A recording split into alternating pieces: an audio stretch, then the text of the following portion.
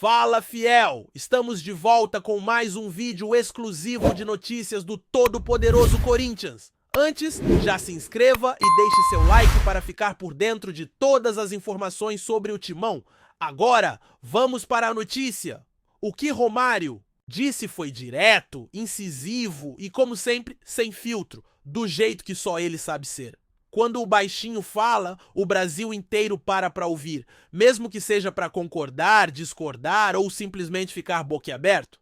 Dessa vez, o alvo foi o Corinthians. E não qualquer crítica genérica daquelas que ficam no ar. Foi uma crítica certeira, um tapa na cara com luva de palavras. O ex-jogador e hoje senador resolveu abrir o jogo sobre a situação atual do clube paulista e não poupou palavras. A crítica veio como uma avalanche, carregada de frustração, indignação e principalmente de alguém que conhece o futebol por dentro, que sabe onde o calo aperta e não tem medo de expor a ferida. Romário não é um personagem qualquer do futebol brasileiro. Ele é, talvez, o último dos autênticos. Um cara que viveu a bola como poucos, que conquistou tudo o que um atacante pode conquistar e que, por isso mesmo, fala de um lugar que poucos têm autoridade para falar. Ele não precisa agradar ninguém, não tem rabo preso com clube, com dirigente, com empresário. E foi exatamente com essa liberdade que ele mandou seu recado ao Corinthians.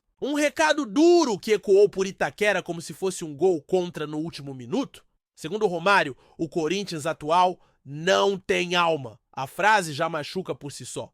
Para uma torcida que sempre se orgulhou de ser o 10º jogador, de empurrar o time nos piores momentos, ouvir que o clube perdeu a alma é como uma facada no peito. Mas Romário não parou por aí. Ele falou da falta de identidade em campo, da ausência de um projeto esportivo consistente, da bagunça nos bastidores e da sensação de que o Corinthians virou um gigante desorientado, um time que, mesmo com toda a sua grandeza, parece jogar sem saber onde quer chegar. E ele tem razão em vários pontos. O Corinthians vem de temporadas irregulares, com trocas constantes de treinadores, contratações duvidosas e um modelo de jogo que muda ao sabor do vento. O torcedor já não sabe mais o que esperar. É como se o clube estivesse sempre em estado de emergência, resolvendo o problema do dia sem pensar na semana seguinte. Romário, com sua língua afiada, traduziu esse sentimento que está entalado na garganta do corintiano.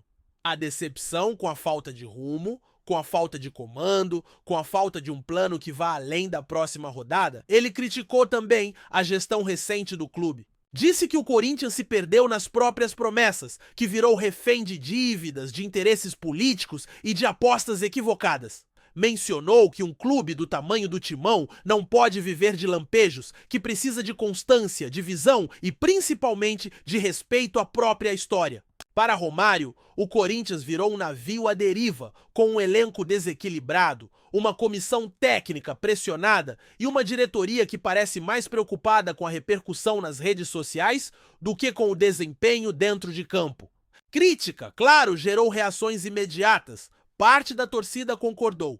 Disse que, finalmente, alguém teve coragem de dizer o que muitos pensam, que o Corinthians precisa parar de viver do passado, de se escorar nos títulos de outrora e encarar o presente com a seriedade que ele exige. Outros, no entanto, acharam que Romário exagerou. Disseram que ele não tem relação com o clube, que suas palavras foram desrespeitosas e que há, sim, um trabalho em curso, ainda que os resultados não estejam aparecendo. Mas a verdade é que, gostem ou não, Romário botou o dedo na ferida. E talvez o Corinthians precisasse mesmo ouvir isso, porque por trás da camisa pesada, da torcida apaixonada e do estádio moderno, existe um clube que está sofrendo, um clube que se vê cada vez mais distante dos protagonistas do futebol brasileiro. Um clube que parece preso no meio de uma crise de identidade, sem saber se aposta em jovens da base, em medalhões veteranos ou em promessas que ainda não mostraram a que vieram.